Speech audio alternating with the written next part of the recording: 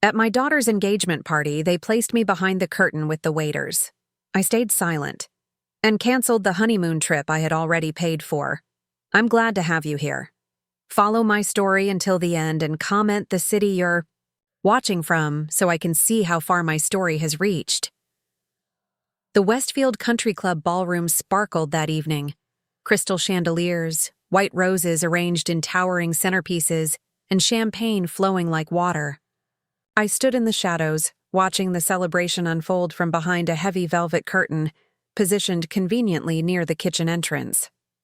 "More canapes, please." A server brushed past me, not realizing I wasn't staff. I smoothed down my navy dress, the one I'd spent 2 months' salary on, and adjusted my pearls. Real ones. The only luxury I'd ever allowed myself, purchased one pearl at a time over decades of teaching elementary school. At 58, I thought I understood heartbreak. I was wrong.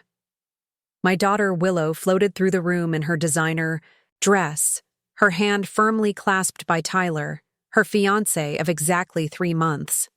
His mother, Victoria, orchestrated the event like a symphony conductor, directing guests, photographers, and waitstaff with elegant efficiency. No one would have guessed. I had paid for everything: the venue, the catering, the flowers, all from my teacher's pension and savings. Victoria merely executed what my money had purchased, while accepting compliments as though it were her generosity on display. "Mom, there you are." Willow appeared. Suddenly, her voice hushed. "I've been looking everywhere." "I've been here the whole time," I said, attempting a smile. "Right where Victoria suggested I wait." Willow glanced nervously over her shoulder. "It's just, Tyler's family has a certain way of doing things. Victoria thought it would be better if I remained invisible." The words escaped before I could stop them. "Don't be dramatic." Willow's perfectly manicured hand fluttered dismissively. "Victoria's family knows everyone who's anyone in Chicago. These connections will be important for Tyler's career, for our future." What about my connections, I wanted to ask. What about the hundreds of families whose children I'd taught over 30 years? What about my worth? "The Prestons just arrived," Willow continued, not noticing my silence. "Victoria says they're essential for Tyler's promotion. I need to go. Just stay here, okay? We'll talk later." She disappeared back into the crowd, immediately transforming into someone I barely recognized, laughing too loudly, touching her hair too frequently, her eyes constantly seeking approval from Victoria and Tyler. I remained behind the curtain, watching as Victoria introduced my daughter to guests as practically the daughter I never had. Watching as Willow called her Mom twice. Watching as they cut the engagement cake, a cake I had ordered and paid for, without even looking around for me. A waiter appeared with a tray of champagne. "Would you like one, ma'am?" I took a glass, grateful for his kindness. "Thank you. I'm Jasmine, Willow's mother." His eyes widened slightly. "I'm sorry, I thought that I worked here." "Don't worry about it." I sipped the champagne, watching Victoria pose for photographs with the happy couple. Apparently, that's the impression everyone's supposed to have. Later, as I was about to leave without saying goodbye to anyone, I overheard Victoria speaking to another guest.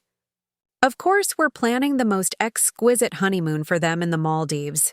3 weeks of pure luxury." I froze, champagne glass halfway to my lips. "That's wonderful of you, Victoria," the woman gushed. Victoria's laugh tinkled like breaking glass. "Well, technically Jasmine is paying for it, teacher's pension or whatever. But I've arranged everything. The poor woman wouldn't know a luxury resort from a motel, but I've ensured they'll have the best bungalow over the water. It's really the least I could do." The room suddenly felt airless. I set down my glass and walked out, invisible as I'd been all evening. In my car, I pulled out my phone with trembling hands. The honeymoon package, $2,500 of my savings, money I'd set aside over 15 years of careful budgeting, was fully refundable up to 30 days before departure. I had never considered myself a vengeful person. I'd taught children about kindness and respect for 30 years. But as I pressed cancel reservation and confirmed, yes, I want a full refund, I felt something shift inside me. It wasn't about the money. It was about finally understanding that I had raised a daughter who was ashamed of me, who allowed me to be hidden away while spending my money, who valued Victoria's social connections over my lifetime of sacrifice. The confirmation email arrived. Your cancellation has been processed successfully.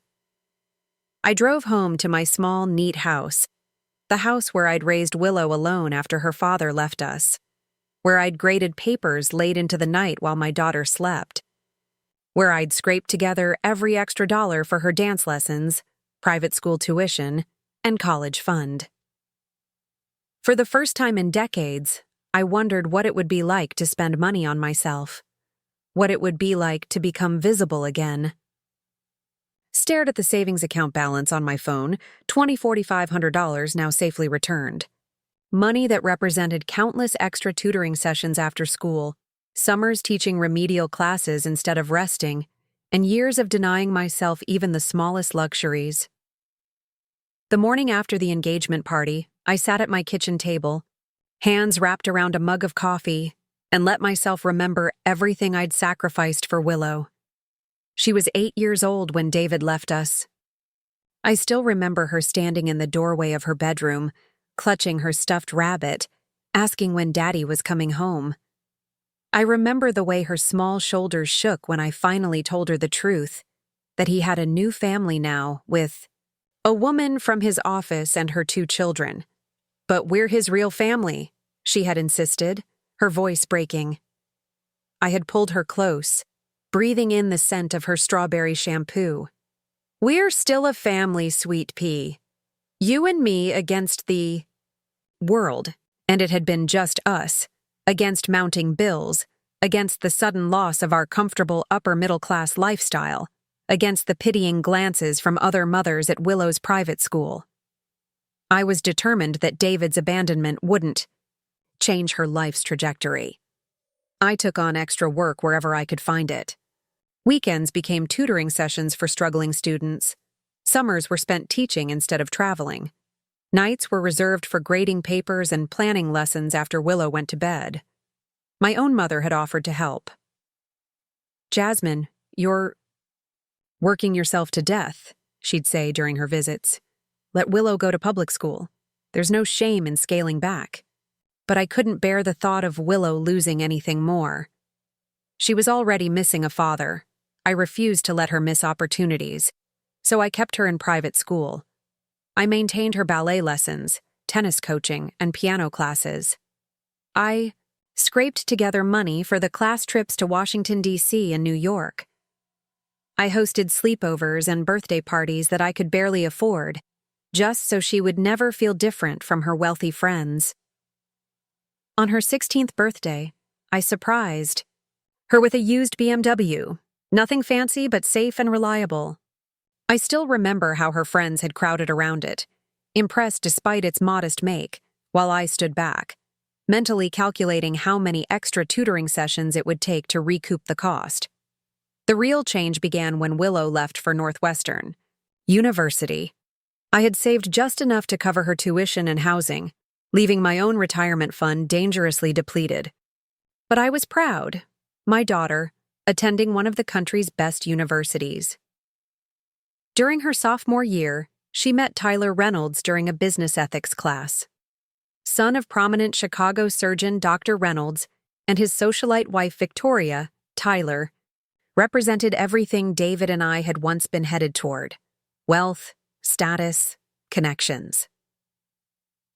The first time Willow brought him home, I saw the way his eyes scanned our modest house, noting the IKEA furniture and the kitchen that hadn't been updated since the 90s.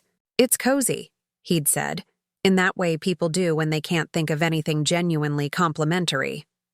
Willow had blushed, embarrassed. Later that evening, she'd suggested that, maybe it's time to renovate, Mom. This place is so dated. laughed it off, but something had shifted. Suddenly, my comfortable little home, the one I'd worked so hard to maintain, wasn't good enough anymore. After graduation, Willow took a marketing position at a firm where Tyler's mother knew someone.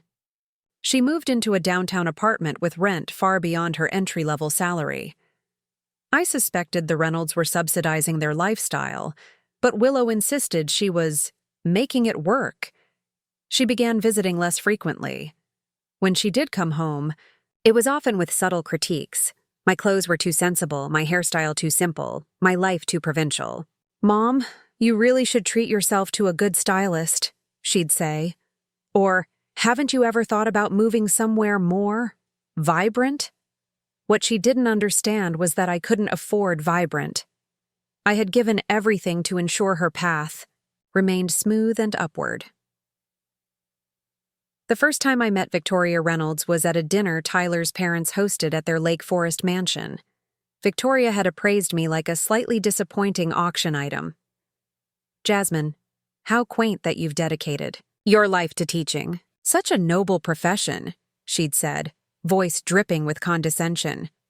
"Though I can't imagine the salary allows for much excitement." "Mom loves teaching," Willow had interjected quickly. "And she's really good at it. Some of her students have gone on to great schools." It was meant as a defense, but the way she said it, slightly apologetic, slightly embarrassed, cut deeper than Victoria's thinly veiled insult.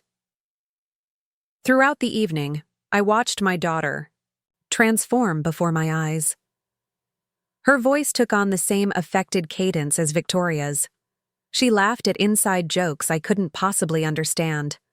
She referenced exclusive restaurants and vacation spots I'd never be able to afford. When Tyler proposed 3 months later with a diamond ring that must have cost more than my annual salary, Willow called ecstatic. "Mom, you won't believe it. The ring is gorgeous, and Victoria's already talking about a June wedding at the Westfield Country Club. She knows the owner." I'd swallowed hard before responding. "That's wonderful, sweet pea. I'm so happy for you. Victoria says you don't need to worry about anything. She'll handle all the planning since she knows everyone in Chicago. But I'd like to contribute," I'd said, thinking of the savings I'd been setting aside for exactly this moment. "It's traditional for the bride's family to—" "Oh, Mom," she'd interrupted, laughing. "I know, but this isn't exactly a traditional situation. Victoria knows what she's doing, and she has connections everywhere. You can help in other ways." Those other ways turned out to be writing checks for the venue, the caterer, the flowers, the dress. All chosen by Victoria, all paid for by me. And now, as I sat at my kitchen table the morning after being hidden behind a curtain at my own daughter's engagement party, I finally accepted the truth I'd been avoiding for years. I had sacrificed everything to give Willow wings, never realizing she would use them to fly into a world where I wasn't welcome. The phone rang 3 days after the engagement party. I let it go to voicemail twice before finally answering on the third call. "Mom, what did you do?" Willow's voice was sharp, accusatory. I took a deep breath, steadying myself. "Hello to you too, Willow. Victoria just told me the honeymoon was canceled. What's going on? Please tell me this is some kind of mistake." I moved to my living room window, watching the neighborhood children play across the street. How simple their world still was. "It's not a mistake," I said quietly. "I canceled it." The silence on the other end lasted several seconds. When Willow spoke again, her voice wavered between shock and rage. "You did what? Why would you do that? Is this some kind of joke?" "No joke," I replied, surprised by the steadiness in my own voice. "I've reconsidered my contribution." "Reconsidered?" She was nearly shouting now. "Mom, that's not your decision to make. Victoria has already told everyone about the Maldives. Tyler and I have requested time off work. This is beyond embarrassing." I closed my eyes, feeling a strange calm settle over me. "Willow, I was placed behind a curtain at your engagement party. A party I paid for entirely. What are you talking about? But there was a hesitation in her voice. She knew exactly what I meant. I stood with the waitstaff all night. Your future mother-in-law took credit for everything I financed. You called her mom twice. Oh my God. Willow's exasperation made my stomach clench. This is what this is about? You're being petty because of some seating arrangement? Victoria was just trying to make everything perfect. You know how important these connections are for Tyler's career. So important that your own mother had to be hidden away? Treated like an embarrassment? You're overreacting. You just don't understand how these social circles work. Victoria was trying to help. I laughed, though there was no humor in it. Help who, exactly? I heard her, Willow. I heard her tell people she was arranging your honeymoon when I'm the one who paid for it. $24,000 of my savings. So, this is about the money? Willow's voice dripped with disdain. I thought you wanted to contribute. You always said you were saving for my wedding. Contributing is one thing. Being exploited while being treated as an embarrassment is entirely another. The line went quiet for a moment. Then I heard muffled voices. Willow was obviously speaking to someone else. Tyler, probably. Or Victoria. Mom. Her voice returned, now artificially calm. I'm coming over. We need to discuss this in person. Tyler and Victoria are coming too. My pulse quickened. That's not necessary. This is between you and me. It affects all of us now. We'll be there in an hour. She hung up before I could object. I spent that hour in strange, methodical preparation. I made coffee, arranged store-bought cookies on a plate, and even applied a fresh coat of lipstick, like preparing for a job interview or a firing squad. They arrived precisely on time, a united front at my door. Willow entered first, avoiding my eyes. Tyler followed, his handsome face set in an expression of diplomatic concern. Victoria swept in last, her Chanel perfume immediately dominating my modest living room. Jasmine, Victoria began without preamble, settling herself on my couch as if she'd been invited to take charge. I think there's been a misunderstanding.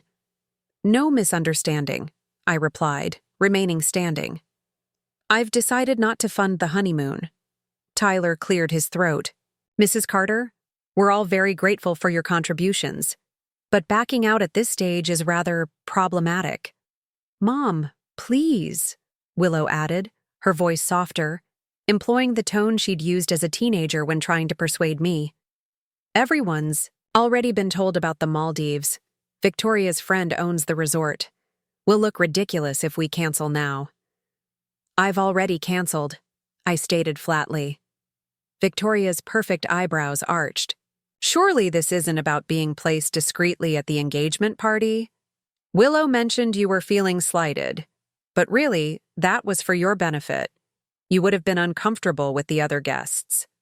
The sheer audacity of her statement left me momentarily speechless. For my benefit? I finally managed. Being hidden away from my daughter's engagement was for my benefit? Mom, Willow interjected, you know how you get in social situations. You always talk about your students or school issues. Victoria was just trying to make sure you weren't overwhelmed. I looked at my daughter, really looked at her. When had she become this person?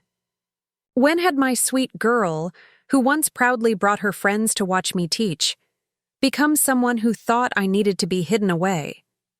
I see, I said softly. And I suppose it was also for my benefit that Victoria took credit for the party I paid for? That she's telling everyone she's arranging the honeymoon my money was funding? Victoria waved a manicured hand dismissively. Details, Jasmine. The important thing is creating the right impression for the children's future. Surely, you want that for Willow? What I want, I said, my voice gaining strength, is for my daughter to not be ashamed of me. No one is ashamed, Willow started. Really? I interrupted. Then why was I positioned where no one could see me? Why wasn't I introduced to any of your fiancé's family or friends? Why did you let Victoria act as though she was hosting an event I paid for? Tyler shifted uncomfortably. Mrs. Carter, you're making this into something it's not. My mother was simply trying to help manage the social aspects of the event. I turned to him. Tyler, I've spent my entire career teaching children to treat others with dignity and respect. What happened at that party was neither dignified nor respectful. Victoria stood, her patience clearly exhausted. This is precisely why we tried to manage your involvement. You clearly don't understand our world or what's at stake for these children. Your world, I echoed. A world where people are valued by their bank accounts and social connections rather than their character? That's not a world I want any part of. Mom, stop! Willow's voice cracked. You're embarrassing me. Those 3 words hung in the air between us. That's it, isn't it? I said quietly. I embarrass you. Your teacher mother with her sensible shoes and mortgage on a small house embarrasses you. That's not what I meant. But her eyes betrayed her. I took a deep breath. The honeymoon cancellation stands, and I won't be contributing anything further to the wedding. You can't do this, Willow cried. We've already booked everything based on your promise to help. Actually, I can, and I have. Victoria stood, straightening her designer jacket. Well, if that's your position, I think we should go. Come, Willow. Tyler. We'll figure this out ourselves. For a moment, Willow hesitated, looking at me as if waiting for me to back down as I always had. When I didn't, she shook her head in disbelief. I never thought you could be so selfish, she whispered. As they walked out the door, I wondered if my heart would ever stop breaking. Silence settled over my house after they left. A silence different from the quiet emptiness I'd grown accustomed to over the years. This was a silence that felt like clarity. I wandered through the rooms, seeing my home with new eyes. The worn sofa where I'd read countless bedtime stories to Willow. The dining table scratched from years of science projects and art activities. The walls covered with framed photographs documenting a life dedicated to others. Not a single photo of me alone. Not one image that represented something I'd done purely for myself. You're embarrassing me. Willow's words echoed in my mind as I opened my laptop and logged into my bank account. The honeymoon refund had been processed, $24,500 now sitting in my checking account. My finger hovered over the transfer to savings button, old habits dying hard. Then I stopped. What would happen if, just this once, I spent money on myself? Not on bills, not on Willow, not on school supplies for my students, but on something entirely for Jasmine Carter? The thought was both frightening and exhilarating. My phone vibrated with text messages throughout the evening. Victoria, Willow is devastated by your selfishness. I hope you reconsider before causing permanent damage to your relationship. Tyler, Mrs. Carter, please think about what you're doing. This wedding means everything to Willow, and finally, Willow herself. Mom, you've never let me down before. Please. Don't start now. The wedding is in 4 months. We need that money. I read each message but replied to none. Instead, I opened my laptop again and typed into the search bar, pottery classes for beginners.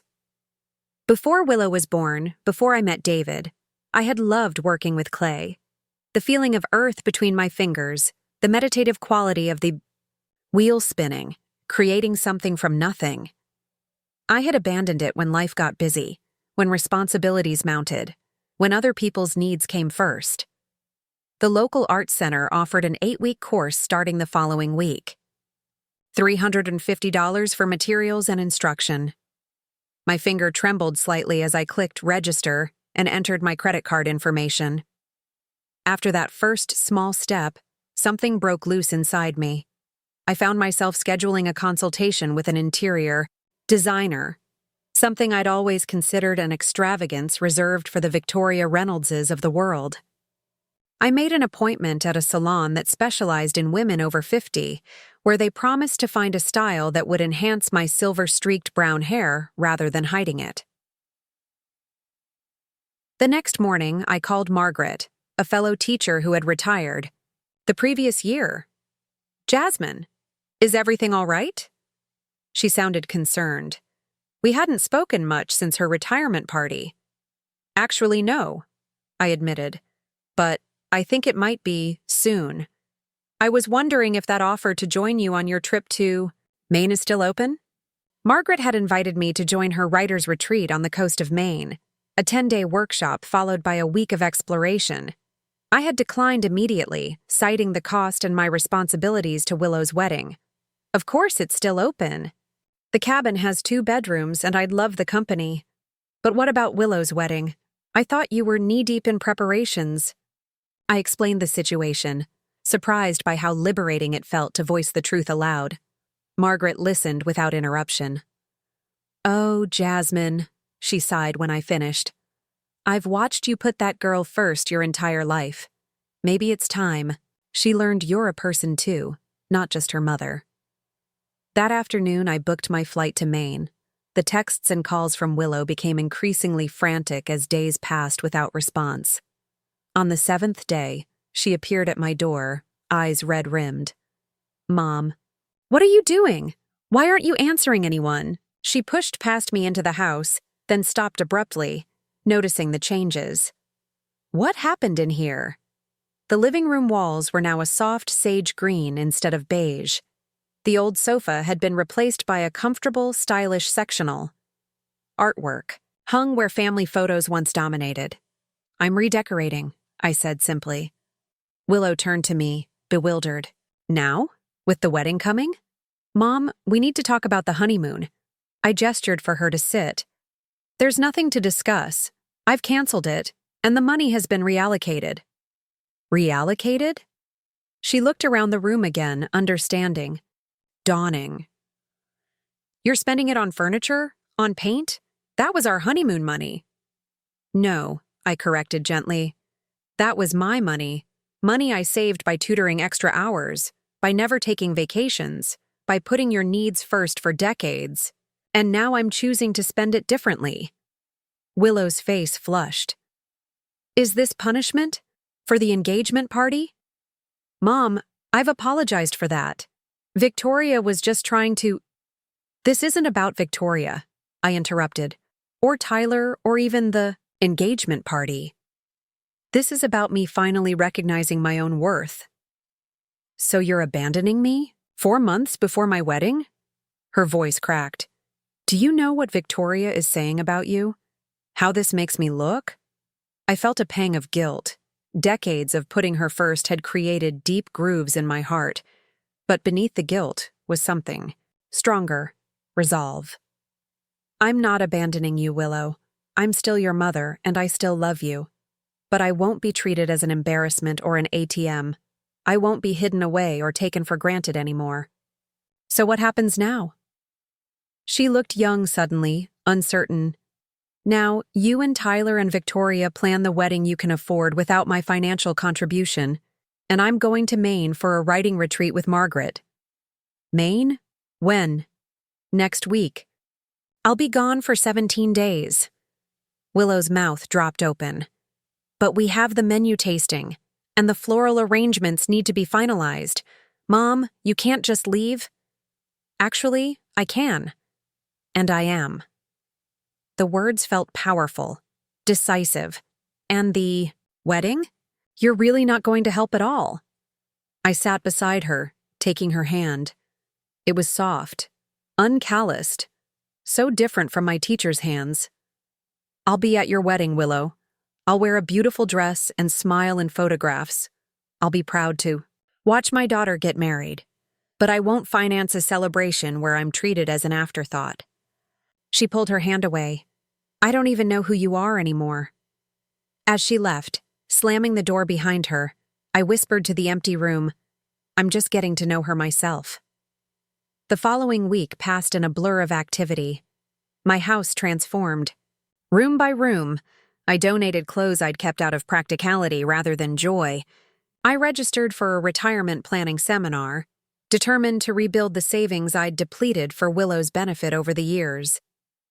The night before my flight to Maine, I sat on my new patio set in the backyard, sipping wine and watching fireflies dance in the twilight. My phone rang, Victoria's number. I declined the call. A text followed immediately. "We need to talk about Willow's wedding." "This has gone far enough." I typed a response, then deleted it. Typed another, deleted that too. Finally, I settled on the truth. Me. I have said everything I need to say. Please respect my boundaries. I turned off my phone, packed the last items in my suitcase, and went to bed.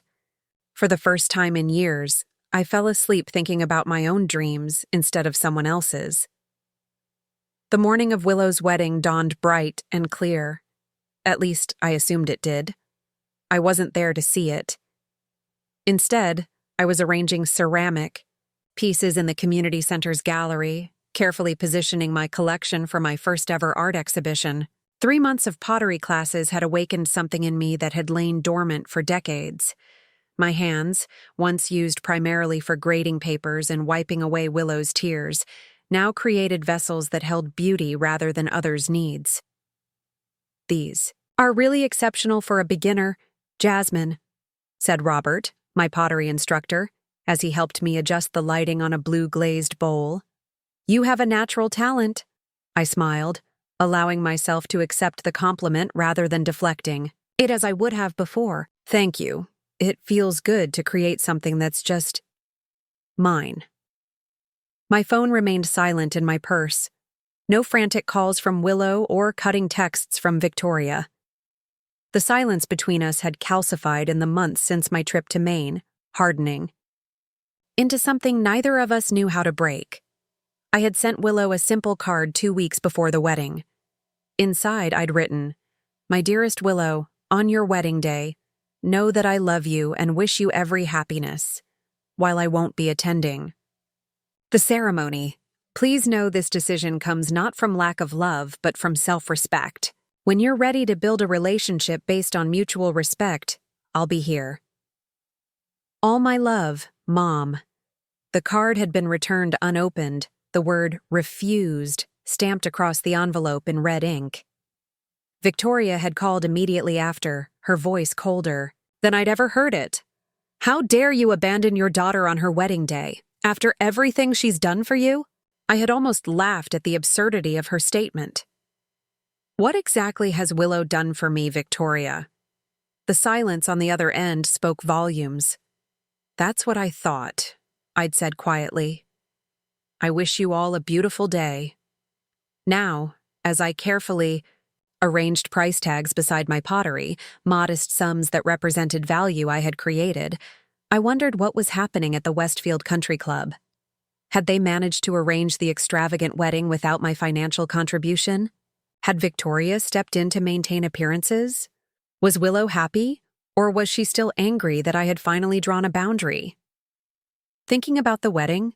Margaret asked, appearing beside me with a tray of cheese and crackers for the exhibition. Nodded. "Is that terrible of me? To not be there?" Margaret placed a hand on my shoulder.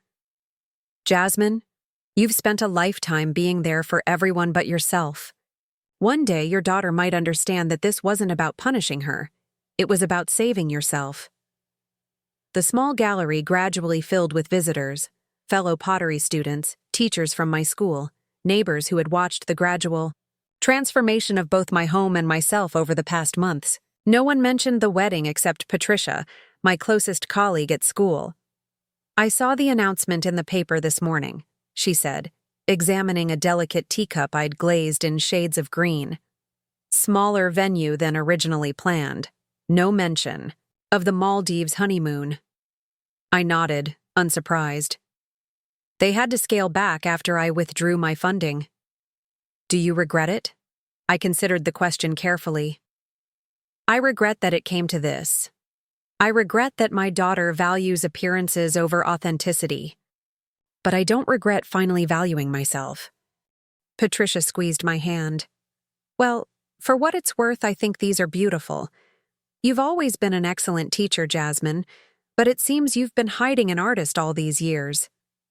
By mid-afternoon, I had sold 6 pieces, including my favorite bowl, the one with swirls of blue and green that reminded me of the ocean I'd walked along in Maine.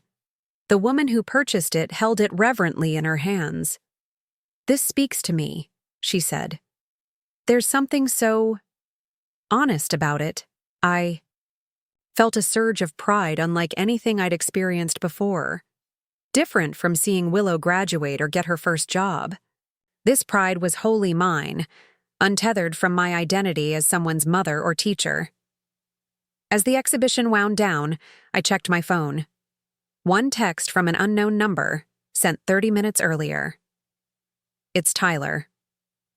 Thought you should know Willow looked for you before walking down the aisle. Victoria claimed you were too busy with your little pottery hobby to attend.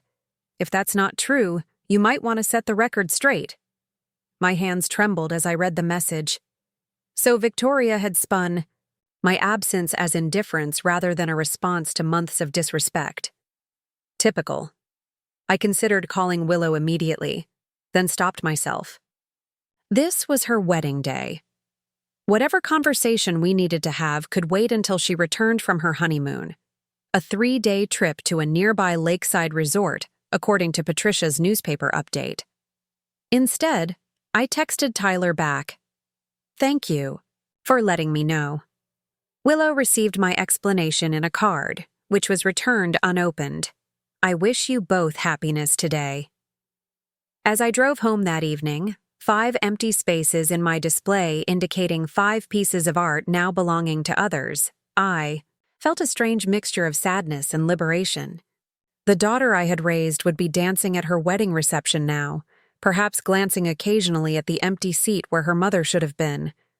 But the woman I had become, the artist, the individual, the person with boundaries and self-respect. She was driving home with her head held high, her car trunk filled with pottery that had value not because of what it did for others, but simply because she had created it. I was both of these women, the absent mother and the present artist, the heartbroken parent and the empowered individual. For the first time in my life, I allowed myself to hold these contradictions without trying to resolve them. At home, I poured a glass of wine and called Margaret. "How are you feeling?" she asked. "Whole," I answered. "Broken, but whole." And somehow, that made perfect sense. Almost a year passed before I heard from Willow again. A year of pottery classes that evolved into my own small studio in the converted garage.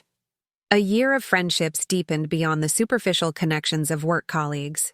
A year of traveling, short trips to art galleries, weekend retreats with Margaret, and a solo journey to the Grand Canyon, where I watched the sunrise alone and felt perfectly complete in my solitude. It was a Wednesday afternoon in late May when the doorbell rang. I was elbow-deep in clay, working on a commissioned piece for a local restaurant. I almost didn't answer, but something, intuition perhaps, pulled me to the door. Willow stood on my porch, her hair shorter than I remembered, her face thinner. The confident poise she had adopted since meeting Tyler was gone, replaced by something more vulnerable, more authentic. "Mom," she said simply. "Willow." I didn't move to embrace her, though every maternal instinct urged me to gather her in my arms. "This is a surprise," she nodded, shifting her weight from one foot to the other. "I should have called first. You're working." She gestured to my clay-covered hands. "I am," I agreed. "But I can take a break. Would you like to come in?" She stepped. Inside, her eyes widening as she took in the changes to the house. Gone were the faded floral curtains and practical furniture, replaced by simple, elegant pieces and walls adorned with local artwork and my own creations. "Your home looks beautiful," she said quietly. "Different, but beautiful." "Thank you. It feels more like me now." An awkward silence settled between us. There was so much to say that neither of us knew where to begin. "Would you like some tea?" I offered, washing the clay from my hands at the kitchen sink. "Please." I busied myself with the kettle while Willow wandered through the living room, examining the photographs now displayed on the walls. No longer just family photos, but images of me with friends hiking in Maine, standing proudly beside my pottery display. "You've been busy," she remarked. "I have. It's been a good year." The kettle whistled, and I prepared 2 cups of chamomile tea, the kind Willow had always preferred when she was upset as a teenager. We sat at the kitchen table, the steam rising between us like the unspoken words. "I'm pregnant," she finally said, her hands curling around the warm mug. I felt a jolt of surprise, followed by a complex wave of emotions: joy at the prospect of a grandchild, sadness that I had missed so much of my daughter's life this past year, concern at the weariness in her eyes. "Congratulations," I said carefully. "How are you feeling?" "Sick, mostly," she admitted with a small smile. "But that's not why I'm here." I waited, allowing her the space to find her words. "I'm here because I want my child to know their grandmother," she continued. "And because I owe you an apology." Now it was my turn to be surprised. In all our years together, Willow had rarely acknowledged when she was wrong. "You were right," she said, her voice catching. "About Victoria, about how I treated you, about all of it." "What happened?" I asked gently. Willow set down her mug, her eyes meeting mine directly for the first time. "After the wedding, things got harder. Victoria's control didn't stop with the ceremony. She had opinions about where we should live, how we should decorate, even which doctors I should see. At first, Tyler sided with her, but eventually even he got tired of it." I nodded, unsurprised. When we found out about the baby, Victoria immediately started making plans. The nursery would be designed by her decorator, the baby shower would be at the country club, the child would attend the right preschool. Willow's voice hardened. When I disagreed, she said something I couldn't ignore. She said she'd make sure the baby was raised properly, unlike me. "I'm sorry," I said softly. "Don't be." Willow shook her head. It made me see things clearly for the first time. I realized I've been looking for approval from someone who will never truly give it. And in the process, I pushed away the one person who always loved me unconditionally. Tears filled her eyes. "I was so ashamed of the way you lived, of your job, of this house. I wanted the lifestyle Victoria represented. But you know what? After a year of living in that world, I've never felt more alone or less authentic. It's a seductive world," I acknowledged. "All that luxury and status. It's designed to make outsiders feel inadequate. But that's just it, Mom. You never were inadequate. You raised me alone, put me through college, gave me everything I needed. And I repaid you by hiding you away like some embarrassing secret." She reached across the table, tentatively placing her hand on mine. "I don't expect you to forgive me right away. Or ever, maybe. But I want you to know that I understand now. And I'm so sorry." I looked at my daughter, really looked at her. Behind the designer clothes and carefully styled hair was the little girl who used to sit on my lap during thunderstorms, who made me Mother's Day cards with too much glitter, who once proudly told her class that her mom was a teacher who helped kids be smart. "I'm not going to pretend what happened didn't hurt," I said carefully. "It did. Deeply. But I'm not interested in holding on to resentment, especially with a grandchild on the way." Willow's face brightened. "So you'll be part of the baby's life?" "I'd like to be," I said. "But things need to be different between us, Willow. I won't go back to being taken for granted or treated as an embarrassment." "I understand," she said, quickly. "And Tyler does too. He and Victoria aren't speaking much these days. He finally stood up to her after she criticized me for wanting to work part-time after the baby comes. I raised an eyebrow. And how did Victoria take that? Not well. Willow actually smiled. She's still sending passive-aggressive texts daily, but we're learning to set boundaries. Boundaries are good, I agreed. I've discovered they're essential, actually. Willow's eyes traveled around the kitchen, taking in the pottery tools, the art books, the calendar marked with gallery dates and travel plans. You've changed, she said softly. I've become more myself, I corrected. There's a difference. We talked for another hour, really talked, in a way we hadn't in years. Willow told me about her marketing job, which she enjoyed more than she'd expected. I showed her my pottery studio and explained the commissions I'd begun receiving from local businesses. When she rose to leave, there was a tentative hope between us, fragile but present. Can I come back next week? She asked at the door. Maybe you could show me how to make something. I always loved watching you work with clay when I was little. I'd like that, I said. And this time, when she moved to hug me, I opened my arms. As I watched her drive away, I felt a sense of rightness settle over me. The boundaries I had established hadn't pushed her away permanently. They had created space for a healthier relationship to potentially grow. That evening, I sat in my studio, hands working a fresh ball of clay. This piece wouldn't be for sale, wouldn't be displayed in a gallery. It would be a gift for my future grandchild, a simple, sturdy vessel to hold treasures or secrets or dreams. As I shaped the clay, I thought about the lessons I hoped to share with this new life. That worth isn't determined by social status or bank accounts. That authenticity matters more than appearances. That it's never too late to become the person you were meant to be. And most importantly, that love, real love, doesn't require you to make yourself smaller, to hide behind curtains, or to accept disrespect. Real love sees you, values you, and gives you room to grow. I had finally given myself that kind of love. And in doing so, I had offered my daughter the most valuable gift of all, the example of a woman who had found her voice, her boundaries, and her joy. Not through grand gestures or dramatic confrontations, but through the quiet, powerful act of finally putting herself first.